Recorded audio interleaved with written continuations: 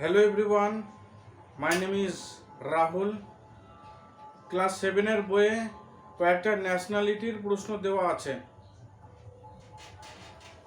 Nationality মানে যেমন ইন্ডিয়ায় যারা বাস করে তাদেরকে ইন্ডিয়ান বলে, তেমন আমেরিকায় যারা বাস করে তাদেরকে কি বলে? সেই বাসিন্দার নামকে ন্যাশনালিটি বলে। তো আজকের ভিডিওতে আমি 20টা দেশের ন্যাশনালিটি লেখাবো। তোমরা নতুন স্টুডেন্টস থাকলে, যারা নতুন ইংরেজি গ্রামার শেখা শুরু করেছো, তারা এই ভিডিওটা শেষ অবধি দেখতে থাকবে। আর স্কুল স্টুডেন্টসদের জন্য এই ভিডিওটা ইম্পর্টেন্ট। এই ভিডিওটা দেখে নোটস বানিয়ে নেবে আর সেগুলো লিখে লিখে মুখস্থ করে নেবে। এই রিলেটেড প্রশ্ন তোমরা তোমাদের ফাইনাল পরীক্ষা বা টেস্ট পরীক্ষাগুলোতে দেখতে পাবে। দেখো, আমি দেশের নামগুলো লিখে রেখেছি যাতে ভিডিওটা বেশি লম্বা না হয়। দেখো, ইন্ডিয়ায় যারা বাস করে তাদেরকে কি বলে? আমরা সবাই জানি ইন্ডিয়ান বলে।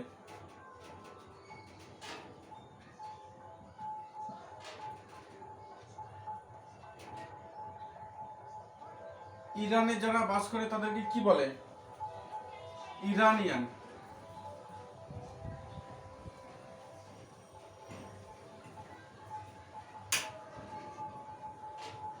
ইটালিতে যারা বাস করে তাদেরকে কি বলে? ইটালিয়ান।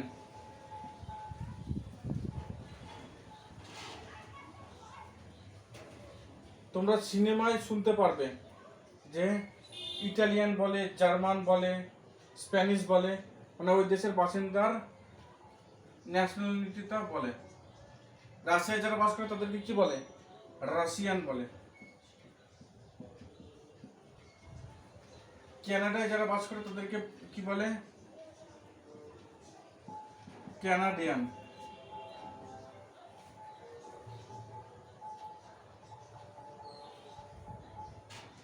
আমেরিকায় যারা বাস করে তাদেরকে কি বলে? আমেরিকান। চায়নায় যারা বাস করে তাদেরকে কি বলে? চাইনিজ। নেপালে যারা বাস করে তাদেরকে কি বলে? নেপালিজ। জাপানে যারা বাস করে তাদেরকে কি বলে? জাপানিজ বা জাপানিজ।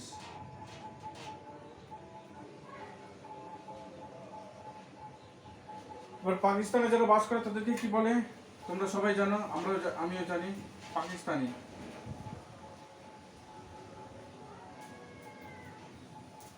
ইংল্যান্ডে যারা বাস করে তাদেরকে কি বলে?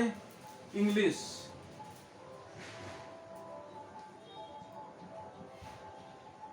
জার্মানিতে যারা বাস করে তাদেরকে কি বলে? তাদের ন্যাশনালিটি কি?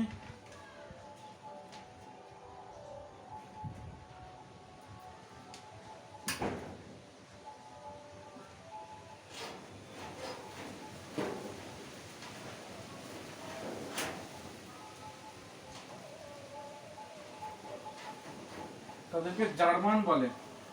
ব্রাজিলে যারা বাস করে তাদেরকে কি বলে?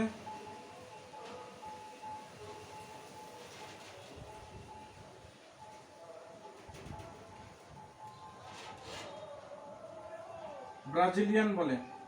অস্ট্রেলিয়ায় যারা বাস করে তাদেরকে কি বলে? অস্ট্রেলিয়ান।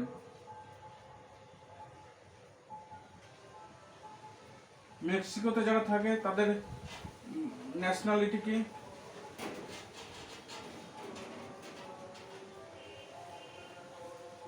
মেক্সিকান। স্পেনে যারা থাকে তাদের ন্যাশনালিটি কি? স্প্যানিশ।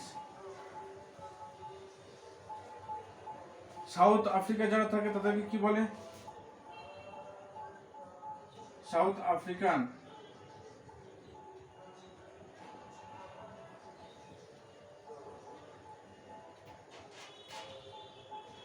সাউথ কোরিয়ায় যারা থাকে তাদেরকে কি বলে? South Korean.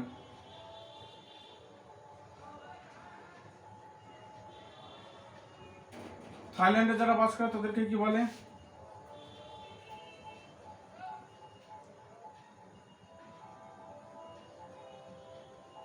তাদেরকে শুধু থাই বলে, THAI, থাই।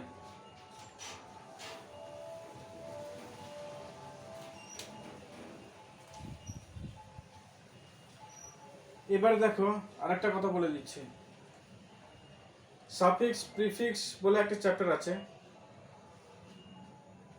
ইংরেজি গ্রামারের। ওই চ্যাপ্টারে প্রিফিক্স মানে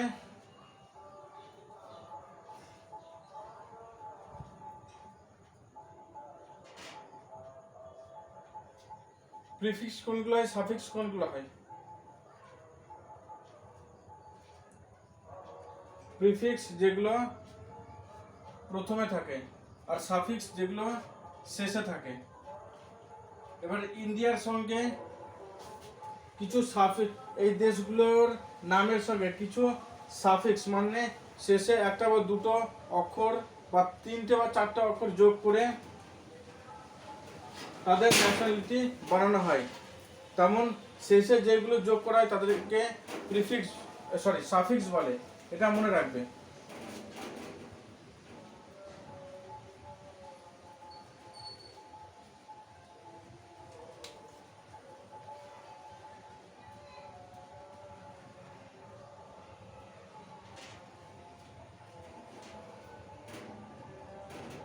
অনেকের পড়া মুখস্থ হয় না, সেই জন্য পরীক্ষায় বেশি নাম্বারও তুলতে পারে না। অনেকে কি করে, বই রিডিং পড়ে পড়ে মুখস্থ করে নেয়, আর যাদের কাছে টিউশন পড়ে তাদেরকে গিয়ে পড়া দিয়ে দেয়, তারপরে এক সপ্তাহ পরে ভুলে যায়। আবার পরীক্ষার টাইমে আগে কয়েকদিন পড়লো, পড়ার পর পরীক্ষা দিতে চলে যায়। আর পড়ার সত্ত্বেও পরীক্ষায় গিয়ে 50-এ 30 পেয়ে যাবে বা 20-25 পায়, আর বাকি নাম্বারগুলো পায় না। এটা কেন হয়?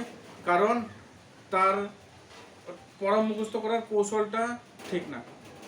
পড়া মুখস্থ করতে হবে কীভাবে? লিখে লিখে মুখস্থ করতে হবে।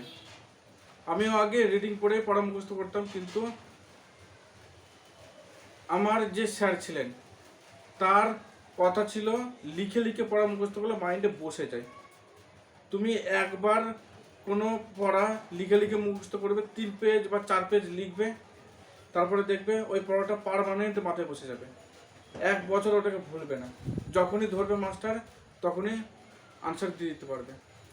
এইভাবে যদি পড়া মুখস্থ করতে থাকো, পুরো বই যদি মুখস্থ করে নাও, তাহলে পরীক্ষায় ফুল মার্কস পাবেই। এইভাবেই সব ফুল মার্কস পায়।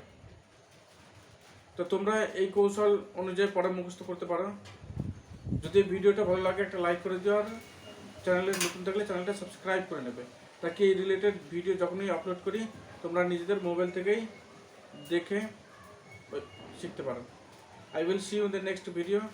Till then, bye.